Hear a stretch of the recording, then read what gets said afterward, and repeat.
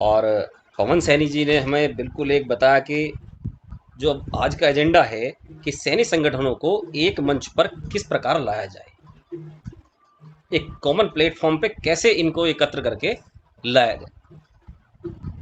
ये आवश्यकता क्यों पड़ी कि सैन्य संगठनों को, जो बिखरा हुआ एक समाज है, मैं मानता हूँ बिखरा हुआ समाज है बिल्कुल, क्योंकि इतने सारे संगठन शायद किसी जाति में नहीं होंगे जितने हमारे सैन्य समाज के अंदर हर घर के अंदर संगठन है। यहाँ सबसे बड़ी एक आवश्यकता जो होती है वो संगठन की एक समाज के विकास की अवधारणा को लेकर के चलती है कि हमारा समाज किस प्रकार एक विकास की ओर अग्रसर हो और उसे लोग जाने, और एक हमारा जो आर्थिक स्टेटस है, जो इकोनॉमिक लेवल है, आर्थिक स्तर है, वो किस प्रकार ऊंचा हो। इसलिए सामाजिक विकास के लिए संगठनों की आवश्यकता होती है। मैं मानता हूं सभी संगठन इसी के लिए एक अग्रसर है, अपने अपने मोटिव लेकर के कि समाज को किस प्रकार हम आगे लाए। सभी लोग काम कर रहे हैं, अपने अपनी सामर्थ्य के अनुसार काम कर रहे हैं, और सभी लोगों का ये है कि वो जितने उनकी सामर्थ्य है वो बहुत अच्छा एफर्ट कर रहे हैं, लगभग 100% अभी सभी लोग काम करते हैं। अब ऐसा होता है कि एक क्लास में 50 स्टूडेंट्स हैं और वो सभी के सभी एक ही टीचर से पढ़ रहे हैं, पढ़ा भी वो ये है और हर सभी चीज पढ़ रहे हैं। सबका बौद्धिक स्तर एक अलग अलग है, ग्रहण करने की क्षमता एक अलग है। टीचर तो सभी को बांट रहे हैं, जितना भी दे रहे हैं ज्ञान वो दे रहे हैं, लेकिन हमारी एक बौद्धिक क्षमता है, हम कितना ग्रहण कर पा रहे हैं। एक बच्चा 96 ला रहा है और एक बच्चा 100% भी ला रहा है और एक बच्चा 70% ला रहा है। तो एक अलग अलग बौद्धिक क्षमता है। तो हमारे जितने संगठन है सब अपने अपने कार्य कर रहे हैं, बढ़िया काम कर रहे हैं। तो सैनिक संगठनों को एक मंच पे कैसे लाया जाए, इसके लिए अभी हमारे अंकित सैनी साहब ने एक बहुत अच्छी बात कही कि इसमें बहुत दिक्कत है, नहीं आ सकते हैं। ठीक है, उनके सामने जो समस्याएं आई उन्होंने नहीं रख पाए वो एक चीज नेक्स्ट मीटिंग में, क्योंकि बहुत लंबा हो जाएगा, एक नेक्स्ट मीटिंग में आप तैयारी करके लाएं कि आपने कितने प्रयास किए, क्या वो प्रयास मतलब आप संतुष्ट हैं उन प्रयासों के से कि भाई आपने प्रयास किए या नहीं किए।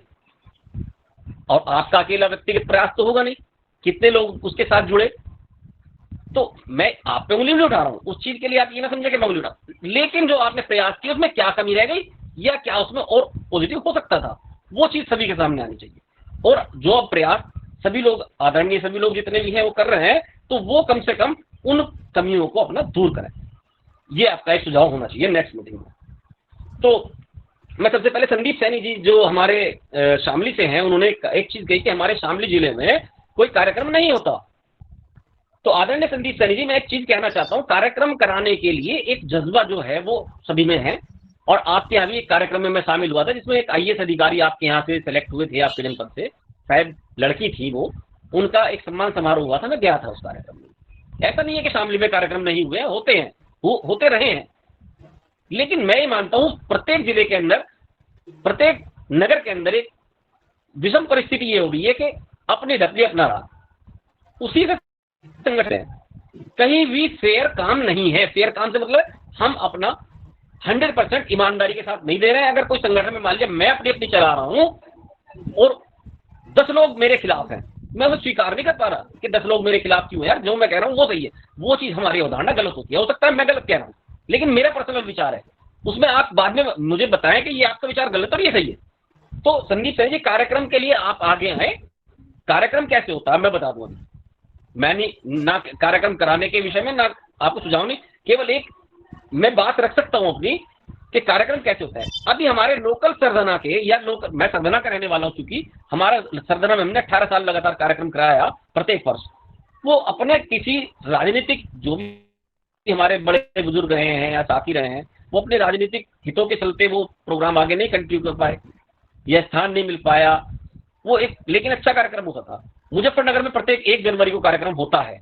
शामली में भी आपने स्टार्ट किया, अब कार्यक्रम नहीं हो पा रहा, ठीक है, आप त्रिवर्षीय एक कार्यक्रम रख लें और उसमें प्रयास ये करें जितने लोग आपसे जुड़ सकते हैं जनपद शामली के, उन्हें जोड़ें, 10 लोग जोड़ लें आप। बाकी इस कार्यक्रम को बीच आप में जनपद जानकारी देना चाहूंगा, शामली में 17 तारीख में कार्यक्रम है, अभी 17 में। सर सर सर ये मैं तो जानकारी में संदीप आपकी सैनी नहीं जी है, की हर बात साल बता रहा हूँ। कार्यक्रम होता है, 17 में भी है। Sir sir sir Sushil ji, sorry, आपका शुभ नाम? मैं सुभाष चंद्र सैनी एडवोकेट मुजफ्फरनगर से। आपने 1 जनवरी का नाम लिया है, और हम इसमें लगातार 45 साल से जो कार्यक्रम करते आ रहे हैं, और करीब 100-200-250 बच्चों को सम्मानित भी करते हैं। लेकिन जब आप जैसे लोग हमें हतोत्साहित करेंगे तो हम भी घर बैठ जाएंगे भैया। सर 1 मिनट, मैंने गलत क्या कहा सर, ये बताइए वकील साहब। इससे पहले बात आ रही है, संगठन बना के बैठ जाते, करते कुछ नहीं है। जो भी सर संगठन बनाता है उसमें कोई अपना समय भी देता है, अपने पैसे भी खर्च करता है, लोगों को इनवाइट भी करता है, कार्यक्रम भी करता है। हर आदमी 24 घंटे तो काम नहीं कर सकता समाज के लिए, कुछ ना कुछ तो समय देता ही है, वो खर्चा भी करता ही है वो। सैनी साहब मेरा सुन लेंगे, 2 मिनट माननीय सदस्यों, हम फिर अपनी मेन चर्चा से भटक गए हैं। 1 मिनट, नहीं पवन जी 1 मिनट। वो बात आ रही ना, बार बार शामली कार्यक्रम नहीं होता। शामली में लगातार में 10 साल से जा रहा कार्यक्रम हर साल होता है वहाँ पे। सुभाष सैनी जी, वकील साहब आदरणीय, मैं आपके कार्यक्रम में प्रत्येक 1 जनवरी को जाता हूं, लगभग 2 वर्ष नहीं गया हूं, बाकी कम से कम 20 साल से मैं जा रहा हूं। हेमेंद्र सैनी नाम आप जानते भी होंगे शायद चेहरे से। और मैं बताऊं, संदीप सैनी में भी लगातार कार्यक्रम हो रहे हैं भैया। जो लोग कार्यक्रम कर रहे हैं उनको तो मन को अच्छा नहीं लग रहा होगा ना, अगर आप एक कार्यक्रम होता ही नहीं। सर मेरी तो सुन लेना, 30-40 बच्चों सम्मानित करते हैं हर साल। वकील साहब मेरी तो सुन लेंगे, मेरी तो सुन लेंगे नहीं। भी बुक करते हैं, लोगों को भोजन भी खिलाते हैं, लोगों को अवसर भी देते हैं, बच्चों को सम्मानित भी करते हैं। अगर आप एक कोई कार्यक्रम नहीं होता तो उनको मन को कैसा लगेगा भाई? वकील साहब या तो मैं बंद कर लूं माइक, या आप 1 मिनट मेरी तो सुन लें। संदीप सैनी शामली ने कहा कि हमारे शामली जिले में कार्यक्रम क्यों नहीं होते, मैं उस पर बता रहा था। और मैं ये कहना चाह रहा था, मेरा अनुरोध ये था कि संदीप जी, आप अगर कार्यक्रम कराने की इच्छुक है, कार्यक्रम कराएं। वर्तमान में अगर आपके साथ 10 लोग जुड़ रहे हैं शामली के, तो आप बराबर के जिलों से अपना सहयोग ले सकते हैं, वहां कार्यक्रम कराएं। होगा कार्यक्रम 100% बढ़िया होगा, क्योंकि सभी के दिल में टीस है कि सैनी समाज आगे कैसे बढ़े। आपके कार्यक्रम की मैं सराहना कर रहा हूँ, ना कि आपकी बुराई करी मैंने। मेरा कहना मतलब ये है भाई साहब, ये संदीप जी जो 17 तारीख में माननीय सदस्य, ये बहस का कोई मुद्दा ही नहीं है। और अपनी पीड़ा रखे वहां सबके सामने। एडवोकेट साहब, आपकी बात को जोड़ते हुए हेमेंद्र जी ने बात कही है कि उनको भी कम से कम सक्रियता में लेकर आए, आपके साथ सहयोग करें, कि कहीं ना कहीं वो सहयोग से जुड़ के कार्य करें। और इसी कार्यक्रम को आगे बढ़ाते हुए मैं हिमांशु जी, मेरी बात पूरी नहीं हुई है। 1 मिनट, या तो मैं लेफ्ट कर दूं, आप बिल्कुल कह रहे हैं, कोई दिक्कत नहीं भाई साहब आप बोलिए। हिमांशु भाई रुक जाओ, बोलिए आप 1 मिनट के लिए आप बीच में आपको ले लेता हूँ मैं 1 मिनट, ब्रिजपाल जी, उसके बाद तुरंत बाद आपको लेता हूँ, ताकि कुछ मुद्दों पर कोई बात ना हो। हिमांशु जी आप सबसे छोटे भाई हैं, और जो हमारे सुभाष सैनी जी हैं बहुत सीनियर व्यक्ति हैं, सीनियर एडवोकेट। और मैं बीच में 1 मिनट, हिमांशु जी आप शांत हो जाए 1 सेकंड के लिए। मैं आपको बता दूं कि हेमेंद्र जी कहीं गलत इसलिए नहीं बोल रहे थे, वो सुभाष सैनी जी की बात को आगे बढ़ा रहे थे। सुभाष सैनी जी के हो सकता है समझने में कोई फर्क रह गया हो, वो ये कहना चाह रहे थे कि शामली वाले जो हमारे साथी ने ये बात कही हमारा कार्यक्रम नहीं होता, वो उसी बात को बता रहे थे कि सहारनपुर में भी होता है, मुजफ्फरनगर में भी होता है, इतना शानदार कार्यक्रम होता है। तो इसलिए इस बात को अदरवाइज बिल्कुल ना लें। शामली वाले जो साथी थे वो नए थे, हमारे छोटे भाई थे, और उनको अभी ये शायद पता नहीं होगा कि इस मीटिंग में बड़े बड़े लोग जुड़े हुए हैं, जो बहुत समय से, जिन्होंने अपने जीवन का पूर्ण योगदान समाज की सेवा में दिया हुआ है। ऐसे लोग इस आपकी ऑनलाइन मीटिंग में जुड़े हुए हैं। ऐसा नहीं है कि वो बोल नहीं रहे हैं या उनका नंबर नहीं आया है, तो वो सब जानते नहीं होंगे। तो इसीलिए सुभाष जी को थोड़ा सा बुरा लगा। और मैं आपको तो हेमेंद्र जी आपकी बात का बुरा नहीं लग रहा होगा, मैं जितना मैं मानता हूँ, वो उनकी बात का बुरा लग रहा है, वो उनकी बात का बुरा लगा शामली वालों की, वो आपकी बात का भी नहीं। आप बात करो अपनी। राजकुमार जी बहुत बहुत धन्यवाद। मैं अपनी बात पूरी कर लूं। मैं आदरणीय सुभाष जी सैनी साहब हमारे वकील साहब हैं मुजफ्फरनगर। मैं बिल्कुल स्पष्ट बताऊं, मैं बचपन से, जब मेरे पापा जी लेकर के जाया करते थे, मेरी शादी भी मुजफ्फरनगर जनपद में हुई है। मैं उस शादी से, जब मेरी शादी हुई है उससे भी करीब 15 साल पहले से मैं इस कार्यक्रम में जाता हूँ, और बहुत सूक्ष्म किराया लगता था, उस टाइम से जाता हूँ मैं, जब कंबल और लोई ओढ़ करके आपके यहाँ कार्यक्रम में जाते थे। लेकिन मुझे वहां से इंस्पिरेशन मिली, आपके यहाँ से इंस्पायर हुआ मैं, और मैं एक एडवोकेट हुआ। और जनपद मेरठ के अंदर आपके छोटे बच्चे का नाम, सुभाष जी मैं आपका बच्चा हूँ, आपके बच्चे का नाम है हेमेंद्र सैनी का नाम, किसी सरकारी अधिवक्ता से और प्राइवेट से पूछ लीजिएगा कि रेवेन्यू में हेमेंद्र सैनी कौन है। मैं क्योंकि जाति में अपने, मैं सबका भाई, सबका बच्चा, जो मेरे बड़े हैं उनके बच्चा, और बाकी सबका भाई छोटा, ये हूँ मैं। तो इसलिए बता रहा हूँ क्योंकि सैनी समाज के अंदर मैं एक बहुत सूक्ष्म व्यक्ति हूँ, सिंगल 1 पर्सन, और मैं इतना बड़ा नहीं हूँ। लेकिन फिर भी आपके यहाँ से इंस्पिरेशन मिली, जितने सैनी समाज के कार्यक्रम होते हैं उनसे इंस्पिरेशन मिली। मैं कोशिश ये करता हूँ, अगर कहीं सैनी समाज का कार्यक्रम है मैं अपने छोटे बच्चे को भी लेकर के जाता हूँ, ऐसा नहीं है। और आपसे तो हम लोगों ने सीखा, आपके सीखने के बाद हमने 14 जनवरी का कार्यक्रम स्टार्ट कराया था, आप भी शायद 1-2 कार्यक्रम में आए हैं यहाँ सर्जना। तो सुभाष जी, इसके लिए अगर आपको कुछ गलत लगा तो उसके लिए क्षमा। अब मैं अगला जो मेरा था, तो हमारे संदीप सैनी जी ने थोड़ा गलत आगे कार्यक्रम नहीं, तो कार्यक्रम होते हैं, बशर्ते आपको जानकारी नहीं है, आप जुड़े नहीं है उस चीज से, वो आपको एफर्ट करने पड़ेंगे। तो अगली बात जो मैं बता रहा था, अभी रजनीश सैनी जी गुलावटी बुलंदशहर से, उन्होंने सैनी समाज .co.in के नाम से एक पोर्टल स्टार्ट किया। बहुत अच्छा प्रयास उनका है, एक डिजिटलाइजेशन, वो उसकी तरफ हम हमारे समाज को लेकर के जा रहे हैं, बशर्ते वो अपना प्राइवेसी रखते हुए समाज के लिए काम करें। 15-20 ये मेरा उनके लिए सुझाव। उसके बाद बात आती है, पवन सैनी जी ने कहा कि हमें सीखने के लिए सीखने के लिए हमारे पास कोई एजेंडा, अभी मैं केवल देखो, एक चीज, मैं किसी का विरोध नहीं कर रहा हूँ, आलोचक जरूर हूं, मैं आलोचक रहा हूं, जहां समाज के मतलब एक मुद्दा है, मैं भी उसमें हूँ, एक मुद्दा है उससे हम भटक जाते हैं। लेकिन हमारे आदरणीय सुभाष जी थे, अभी उन्होंने कहा कुछ, मैं चलो क्षमा मांगता हूँ अगर उनके दिल में कोई ठेस पहुंची हो, उसके लिए मैं माफी मांगता हूँ। अभी प्रेमचंद सैनी जी मोदी नगर साहब ने बिल्कुल एजेंडे पे बात की है। बाकी मेरे जितने वक्ता हैं, पवन सैनी जी, त्रिलोक सैनी जी ने भी कहा कि हम तो सुनने के लिए आए हैं। अंकित सैनी जी ने कह दिया, सबसे पहला उनका वक्तव्य था कि संगठन जो भी बने, गैर राजनीतिक संगठन हो, क्योंकि कोई भी नेता मतलब जो हमारे अध्यक्ष बनते हैं वो नेता बन जाता है, फिर वो समाज के लिए काम नहीं करता। और फिर उसके बाद वो कह भी रहे हैं कि बिजनौर के जो है चंद हमारे वहाँ कोई कैंडिडेट भी नहीं मिल पा रहे, और 3 सीट ऐसी है जिसमें विधायक हमारे बन सकते हैं। तो अपने आप में कंट्राडिक्टरी वक्तव्य है, आप एक जगह स्टैंड करें, आप एडवोकेट हैं, तो आपके लिए बहुत बेहतर रहेगा। उसके बाद मैं एक चीज कहना चाहता हूँ, हमारे शिव कुमार सैनी जी ने कहा कि हमारे नेता कोई काम नहीं करते। सर, हमारे समाज के अंदर करीब 150 से ज्यादा संगठन रजिस्टर्ड हैं जो काम कर रहे हैं, लेकिन आपके किसी भी संगठन, मैं बहुत कड़वी बात कह रहा हूँ, मैं भी संगठन से जुड़ा हूँ, कम से कम 7 से 8 संगठन से मेरा मतलब सक्रिय हूँ मैं उसमें, लेकिन कोई भी संगठन हमारा इतना कद्दावर नहीं है जो आप किसी सरकार के यहाँ से या अपने हक के लिए लड़ाई लड़ते हुए उन्हें प्राप्त कर लें। मैं एक चीज मतलब एजेंडे से हट के एक चीज बताता हूँ, जाट समाज के कितने संगठन आपने देखे हैं और एससी समाज के कितने देखे हैं, कोई नहीं बता पाएगा। जाट समाज का एक संगठन है जो महेंद्र सिंह टिकैत जी का है, आदरणीय महेंद्र सिंह टिकैत जी जो स्वर्गीय हैं, उन्होंने एक अपना संघ चलाया, भारतीय किसान यूनियन एक अकेला संगठन जाट समाज का है जो किसान के नाम पे सभी लोगों को जोड़कर अपना धरना प्रदर्शन करता है। हमारे यहाँ क्या है, हमने अभी एक कार्यक्रम किया, लोकेंद्र जी मैं थोड़ा सा बात कहूंगा लेकिन कड़वी कहूंगा बहुत ज्यादा, क्योंकि कड़वी दवाई बहुत ज्यादा अच्छी होती है। अभी कार्यक्रम मैंने यहाँ भी देखे, और भी कार्यक्रम देखता हूँ, सभी जगह कार्यक्रम देखता हूँ।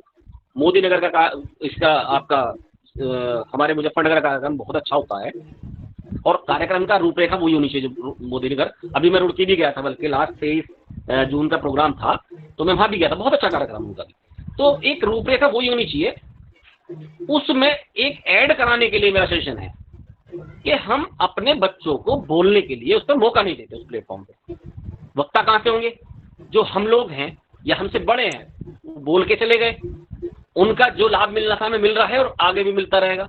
लेकिन आने वाले भविष्य के लिए, फ्यूचर के लिए हम कहाँ से वो तैयार करेंगे वक्ता, जो अच्छे प्लेटफॉर्म, जो हमारे सैनिक समाज के संगठन से ऊपर उठ करके जो आप किसी भी संगठन किसी प्लेटफॉर्म पे जाएं, तो अच्छे वक्ता होने चाहिए ना। अच्छे वक्ता कहाँ से होंगे, जब आप घर के अंदर उसे अपने संगठन के किसी प्लेटफॉर्म पे आप उसे बोलने का मौका देंगे और उसे हतोत्साहित ना करके उसे उत्साहित करेंगे, और बराबर उसे कहेंगे कि भाई आपने बाद में कि आप ये और ऐड कर दो अपने, इस तरह से आप बात करें, तो वो आपको एक वक्ता भी मिलेंगे। तो अब सैनिक संगठनों को एक मंच पर कैसे लाए, उसके लिए मेरा सजेशन, अब मैं एजेंडे पे आता हूँ। अभी मेरी थोड़ी सी रूपरेखा थी, जो मेरे दिल के उद्गार है मैं मंच पे भी बोल सकता हूँ, बोलूंगा भी, ऐसा नहीं है कि नहीं बोलूंगा भी। मैं बोला भी हूँ, अभी से 10-15 साल पहले खूब बोला हूँ, मुजफ्फरनगर में मुझे बोलने का मौका मिला, करीब 20 साल हो गए, मैं वहां भी बोला हूँ, ऐसा नहीं है कि नहीं बोलता मैं। और अब मेरा मुद्दा है कि सैनिक संगठनों को एक मंच पर कैसे लाया जाए। सैनिक संगठनों को एक मंच पर लाने का प्रयास बहुत पहले से सभी हमारे बुजुर्गों ने कर रखा है और सभी लोगों ने किया है।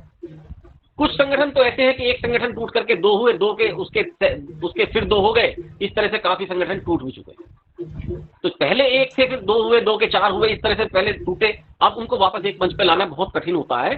तो ऐसी कंडीशन में जो आपका हमारा ये संगठन चल रहा है, राष्ट्रीय सैनिक जागरूकता संघ, ये एक चूंकि अनरजिस्टर्ड संगठन है, हमारा कोई मतलब आपका इसमें कोई ऐसा हित नहीं है, तो इसी बैनर के नीचे या किसी भी एक्सपेक्टेड, अगर किसी को कोई दिक्कत है कोई और बैनर हो सकता है, कोई दिक्कत नहीं, सभी संगठनों को निमंत्रण पत्र दिया जाए। क्योंकि मैं मानता हूं कि किसी भी जनपद में, मान लिया आप जनपद मेरठ की बात करें, तो अगर 10 संगठन काम कर रहे हैं तो उसमें 90% लोग वही होते हैं सभी संगठन के। मान लिया लोकेंद्र जी जुड़े हुए हैं, लोकेंद्र जी अगर मोदी नगर गाजियाबाद से जुड़े हुए हैं तो गाजियाबाद के कम से कम 10 संगठन में आप इन्वॉल्व होंगे और कार्य भी कर रहे होंगे, ऐसा नहीं है कि नहीं कर रहे। तो उन्हीं से भाई जिनके अंदर टीस है, जिनके अंदर आग है, वो जुड़ते हैं संगठन के साथ कि मेरा समाज आगे जाए। सभी लोग वही है, आप भी वही काम कर रहे हैं, सभी वही काम कर रहे हैं। तो मेरा सुझाव ये है कि जो 10 संगठन आपके काम कर रहे हैं, उन संगठनों को एक मंच पे लाने के लिए सबसे पहले इनको एक पत्र प्रेषित हो, ये पहले सबसे पहले इन्हें इन्वॉल्व किया जाए, बुलाया जाए, सभी संगठनों को मौका दिया जाए एक वर्ष में कि भाई आप कार्यक्रम कहाँ करोगे, किस स्तर का करोगे, ये बताओ। 2 जिलों का, 1 जिलों का, 10 जिलों का, आपका बैनर होगा, सैनिक समाज होगा, सब होंगे, आपके विचार सुने जाएंगे, आपने क्या करा उसमें। ये भाई विचार तो सभी के सैनिक समाज को आगे बढ़ाना है, लेकिन उसमें सबसे बढ़िया विचार ये होना चाहिए कि आपने पिछले कितने साल पहले ये संगठन आपका बना, इन सालों में आपने क्या किया, कितने आपके चुनाव हुए, कितने अध्यक्ष परिवर्तित हुए, कितने कोषाध्यक्ष परिवर्तित हुए, आपका क्या फंड है, कितना आपने अर्निंग की, कितना आपने व्यय किया, कितना आपने समाज के अंदर एक पोर्टफोलियो भी होता है कि साहब मैं समाज के इन मोहल्लों में गया, इन वार्ड में गया, वहां लोगों से मिला, मतलब संगठन मिले, संगठन के लोग मिले कि भाई आपका बच्चा नहीं पढ़ रहा है, मैं चलो हम मदद करते हैं। और वो कितने काम आपने किए वो आप उस मंच के ऊपर रखेंगे। उस मंच उस जो प्रोग्राम होगा उन बाकी संगठनों के भी लोग आएंगे। सभी संगठनों में से कम 2 या 3 व्यक्ति लिए जाएं और एक फिर संगठन सभी को मौका मिल जाए काम करने का कि भाई सब प्रोग्राम कर लिया, हमने अपनी बात रख दी, उन्होंने अपनी बात रख दी, हमने अपनी बात, सबने मतलब अपनी अपनी बात रखी। उसके बाद एक मान लिया बहुत लोग ऐसे होंगे कि नहीं आएंगे साहब, हम नहीं आते, हमारा तो अपना है, हम चला रहे हैं, ठीक है, हमारा उनसे विचार नहीं मिलता, कोई बात नहीं भाई, आपका नहीं मिलता विचार। फिर उसके बाद एक छोटा सा मतदान का दिन रखा जाए। सभी सैनिक संगठन, जब 50 संगठन मान लिया आपके 150 काम कर रहे हैं, 50 संगठन आपके एक बैनर के नीचे आ गए। एक बैनर से मतलब मेरा ये नहीं है, एक बैनर से मतलब समाज के पास आ गए कि साहब ठीक है हमारे संगठन को आगे बढ़ाएं। मैं कह रहा हूं अगर विलय की भी बात आती है तो विलय भी हो सकता है, नहीं तो नया नाम भी रखा जा सकता है, वो मतदान के ऊपर हो। दूसरी बात मतदान के ऊपर ये हो कि उसका अध्यक्ष कौन बने, सेक्रेटरी कौन बने। एक संगठन का अध्यक्ष हो सकता है जिसके पक्ष में 16 भाई मान लिया हमने 50 संगठन हमारे आए, उसके 5-5 लोग हमने लिए, लगभग वो एक भी हो सकते हैं, आप उनमें 10 संगठन में जुड़े भी हो सकते हैं। तो जिसका राष्ट्रीय अध्यक्ष या प्रदेश अध्यक्ष उस स्तर के जो भी आपको कैंडिडेट लगते हैं उन्हें आप बनाए, उन्हें जिम्मेदारी दें कि भाई आप ये काम करें। वो आप पहले देख चुके होंगे कि ये लोग इन्होंने कितने कार्यक्रम किए और कितना ये समाज के लिए योगदान किया, कितना समाज के बीच में रहे, कितना उन्होंने प्रयास किया, ये सब चीज हमारे पास पहले पिक्चर आ चुकी होगी। तो ये जो है आप जब उन्हें एक मतदान का भी मौका मिले, मतदान मैं कह रहा हूँ मेरे हिसाब से मतदान हो सकता है, आपके हिसाब से कुछ और भी हो सकता है, सभी के लोग, क्योंकि एक व्यक्ति कुछ नहीं करता, सभी लोगों के हिसाब से होना चाहिए। पर्सनल मेरा व्यू है कि ठीक है इनका प्रोग्राम देख लिया भाई, हमें प्रभावित किया, समाज के प्रत्येक जिले के कम से कम 10-10 लोग हों, रिश्तेदारी भी हो सकती है, सब कुछ हो सकता है, लेकिन संगठन से जुड़े हुए हों। भाई आप अपने संगठन के 10 नाम दे दो, दूसरे संगठन के 10 नाम दे दो, तीसरे के 10 नाम दे दो, पहले लेना है कार्यक्रम कराने से पहले, और उसके बाद वो कार्यक्रम कराया जाए। और उसके ये संगठन खत्म ना करें, मेरा अनुरोध ये भी, बाकी खत्म विलय का तो कोई रखे ही ना कि विलय करना है, नहीं ठीक है, ये सिस्टर कंसर्न है आपकी उस मुख्य संगठन की कि भाई आपके संगठनों में से एक 150 संगठन है, इस संगठन में से एक मुख्य संगठन बनाया जा रहा है और आपके बीच में से ही हर बार इसी संगठन में से अध्यक्ष, सेक्रेटरी, उपाध्यक्ष राष्ट्रीय स्तर के बनेंगे और वो आपको जिम्मेदारी देंगे। आपका संगठन काम करता रहे, ठीक है भाई, हम क्यों किसी संगठन को विलय कराने के लिए कोशिश करेंगे। और जब मान लिया कभी आवश्यकता होती है समाज को, कोई प्रदर्शन करना है, कहीं जाना है, तो वो सभी संगठन के बैनर वहां इकट्ठे हों उस एक बड़े राष्ट्रीय स्तर के जो है संगठन के मतलब उसके बैनर के नीचे, तो काम आपका होगा, बढ़िया होगा। अब दिक्कत एक आती है कि हम प्रदर्शन या कुछ भी काम करते हैं, किसी अधिकारी से मिलने के लिए जाते हैं, तो हमारा काम नहीं हो पाता, वो हमारे शिव कुमार सैनी साहब ने कहा, उसके लिए मेरा एक सुझाव है। ये तो मेरा संगठन का कि सैनिक संगठन को एक मंच पे कैसे लाएं, ठीक है, नहीं आता कोई, वो मैंने आपको बता दिया, मेरा सुझाव ये। अब शिव कुमार सैनी जी कहते हैं कि हमारे नेता कोई काम नहीं कर रहे। भाई आपसे मेरा एक अनुरोध है, हमारे घर के जितने बुजुर्ग होते हैं 60+, महिलाएं नहीं, जेंट्स घर में, मैं मानता हूँ हमारे यहाँ तो खैर 70 साल के व्यक्ति भी काम करते हैं। देखो हमारा तो हम तो खुरपे वाले हैं, सैनी समाज है, खुरपा भी चलाता है, कलम भी चलाता है, सब कुछ करता है। तो जितने भी 70+ के बुजुर्ग जो घर में फ्री, और जो 70+ के हैं, उन्हें भी एक संगठन इस तरह का बना दें जो महेंद्र सिंह टिकैत काम करते हैं। ठीक है भैया, हम तो जाकर धरना वहीं देंगे, वहीं चूल्हा जलेगा और वहीं खाना बनेगा, ठीक है, दरे गिज गए। सबके बच्चे जवान, सबके दिल्ली पुलिस में, यूपी पुलिस में, सब बेहतरीन बिल्डर, सब बिजनेसमैन, और उनके बड़े बुजुर्ग दादा बाबा वो वहाँ बैठे धरने पे। और जब धरना 20-25 दिन चलता है तो दिमाग जो है बिल्कुल ठिकाने आ जाता है सरकार का भी कि ठीक है 25 दिन हो गए, ठीक। तो उस दिशा में काम होना चाहिए कि हमारे जो बुजुर्ग हैं, हम भी अपने पापा जी से कह सकते हैं पापा जी आप भी बैठो 2 दिन 4 दिन आप भी बैठो, तो काम आपका होगा। वो मेरा सुझाव शिव कुमार जी के लिए ये है कि आप उस दिशा में काम करें कि उन नेताओं से, हमारे जो बड़े नेता बैठे हैं, ठीक है, कोई मजबूरियां रही होंगी उनकी भी कि काम नहीं हो पाया, मैं मानता हूं कि होता है कभी कभी ऐसा कि नहीं हो पाता, लेकिन आप इस तरह की स्ट्रेटेजी बनाएं कि जितने बुजुर्ग हैं, जो घर में 70 साल के हैं, जो चल फिर सकते हैं, वहां बैठे और बढ़िया वक्ता से मतलब है जो उन मुद्दों को रख सकते हो वो वहां बैठे। अगर 50 या 20 भी आपने बिठा दिए तो आपका सारा काम होगा, 100% होगा, ये है। और रही बात समाज के उत्थान की, उसके लिए नेक्स्ट जो भी कोई कभी हम गूगल मीट या जो भी प्लेटफॉर्म होगा उस पर रखेंगे, आप अगर आदेश होगा तो रखा जाएगा, नहीं तो जैसे भी है। बाकी अगर किसी को मेरी किसी बात से ठेस पहुंची है उसके लिए क्षमा प्रार्थी। जय हिंद, जय भारत, जय सैनिक।